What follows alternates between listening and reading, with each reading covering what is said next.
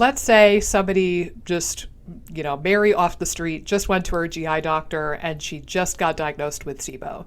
And there's a million questions running through her head. First of all, let's tell everybody, what is SIBO and how is it viewed in the more conventional medical sense and also in the integrative field? And then we'll get into some of the things that we have noticed about SIBO and the things that we kind of go against the grain on. So first things first, what does SIBO stand for?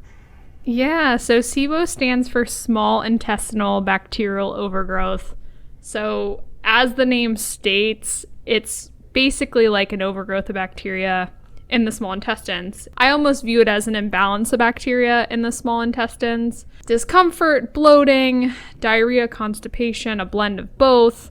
So it's really driving very IBS-like symptoms. And SIBO in general is very much tied to IBS. I think that some studies, when they've tried to look at, the diagnosis of SIBO within IBS, some studies are in the low, 20 or 30% range. Of 20 or 30% of people with IBS actually have SIBO, and then some studies go all the way up to 80%. I think that a lot of people in the integrative space estimate somewhere between 70 and 80%, so definitely on the higher end of that. I think a lot of that is dependent on what method of testing people are using. Go in during an endoscopy and take a culture of your small intestines and then see if you have an overgrowth.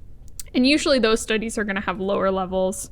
And there's problems with those studies. The thing that's really clinically useful and it's cheap and it's easy to do is going to be the breath test. But there is some issues with getting a breath test done. There's two different substrates that you could use. You'll basically drink a sugar solution to feed the bacteria, and then you breathe into tubes every 20 minutes for usually 3 hours and wait to see if those gases peak. Because that's really the gist with SIBO, is that the way that the bacteria cause you a lot of grief is because they make a lot of gas. So it's a neat test, but it's not perfect. I've been a little bit hesitant to do a lot of SIBO breath testing on my patients because there is a fair whack of false negatives and potentially a couple of false positives with lactulose. A big problem I see in the SIBO space is practitioners being very reliant on breath testing results. Breath testing results are all they're going by in terms of making decisions on what to do with treatment strategies. And that can be really problematic because there could be a reason why your levels are higher and you might have a false positive. And there also could be reasons why you have a false negative based on your transit times.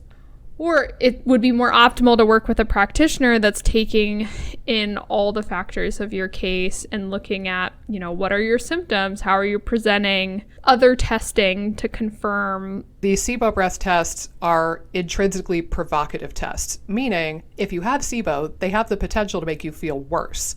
But let's say that somebody got a positive SIBO breath test with GI doctors and even to some extent, people in my profession in functional medicine, there's this kind of knee-jerk reflex that they hear overgrowth and they think, oh man, we've got to nuke it. Yeah. And that's where commonly it's all about killing and starving, doing a SIBO diet and trying to just nuke the bacteria. A lot of docs think, okay, they did the antibiotics, it should be done. We're done. Yeah.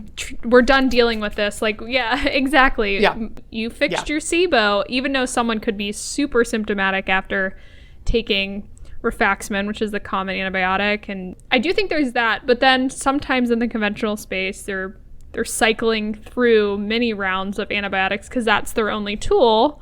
Again, I wouldn't recommend Cipro for SIBO. Yeah. But that if you also look to people in the integrative space kind of doing what the conventional world is doing. It's just you're doing it with hippy-dippy products instead of prescriptions. And it's green allopathy. You're using natural products, but in a very similar model. That's not necessarily the most integrative, holistic way to treat SIBO and to treat the individual person. So I see that quite a lot from the so-called integrative space.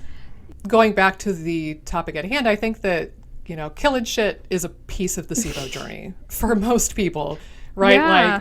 there's going to be some degree of you genuinely have an overgrowth of a bacteria or two or who knows how many.